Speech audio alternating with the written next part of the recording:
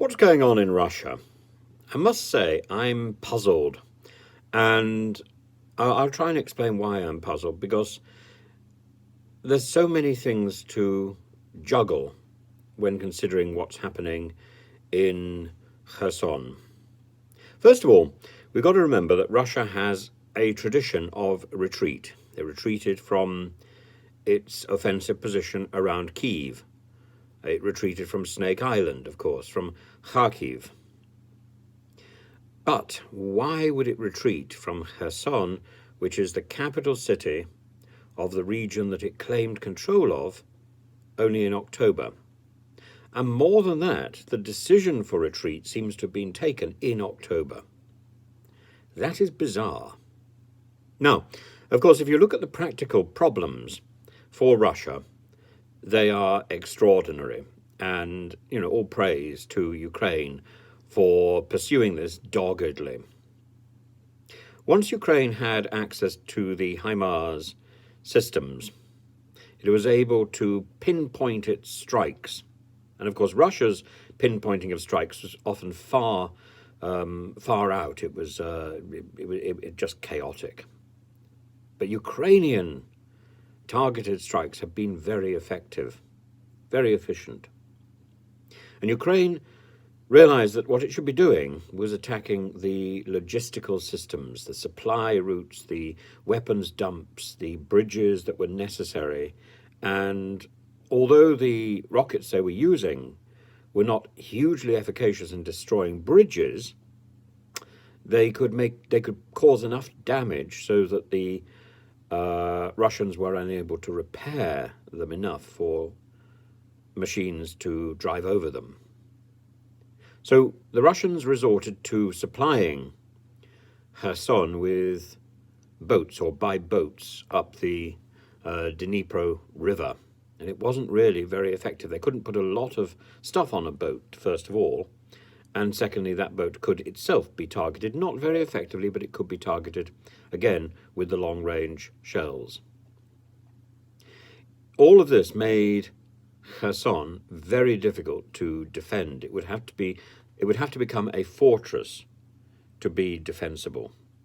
And a fortress that was very well supplied. It wasn't well supplied, and the number of troops there were dwindling and were not of sufficiently high caliber. So what we believe is that there really was a decision to evacuate taken in October. Now, of course, it could still be a ruse. It could be a ruse for the massive attack that is threatened, and that was threatened in September, the massive attack on Ukraine, a dirty bomb blamed, indeed, on Ukraine by the Kremlin. That propaganda has already been set up, but a bomb now would look like spite and would be very easily traced back to Putin. I think it would be a foolish move on the part of the dictator. Another option, an option which indeed has already again been set up in the propaganda camps, is an attack on the Kharkovka power station, the hydroelectric power station on the left bank, so in what will soon become Ukrainian territory again. Now, an attack there would flood much of the left bank of the Dnipro River, making it impossible to live in and to work in. It would also seriously damage the water supply. But that water supply also helps people on the right bank as well. So the Russian troops would be spiting their nose to hurt their face. Is that the expression? I think it is. Politically, can Russia defend the decision of a tactical retreat? Well, again, it set it up as in the form of defending the Russian citizens, evacuating the Russian citizens in case they face the threat of a Ukrainian attack. Now, of course, many of these so-called Russian citizens are Ukrainians who happen to speak Russian and have been forcibly deported into mainland Russia. Again, this is strictly illegal, but it plays to the system. I know many, many Russians who have a Ukrainian background who are incensed. But what can they do? Very, very little. I had breakfast with somebody the other day who told me that his grandmother was now effectively a fifth columnist. But she can't do anything. She can't do anything. She can't speak out. She can't really put up posters anywhere. That doesn't do anything. The systems for protest have disappeared.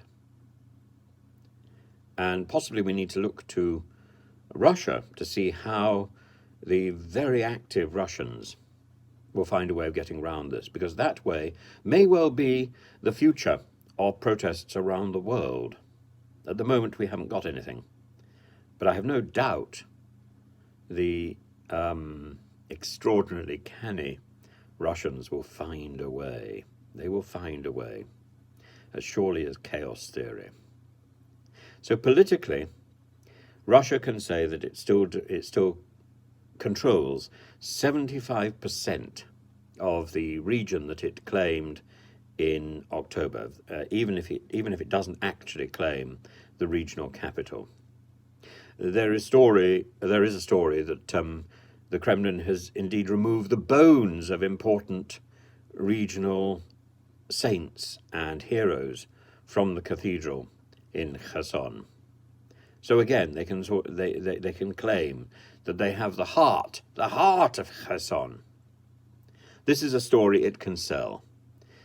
Of course, it puts Odessa entirely beyond its reach, and it makes Mykolaiv a little safer, a little more secure. From a Ukrainian point of view, it provides a breathing space for Kyiv. But it also provides time for Russian troops to regroup and for Russia to build up an incredibly strong defense on the right bank of the river Dnipro. And that may be very difficult to break, if indeed that is the preferred route for President Zelensky's forces.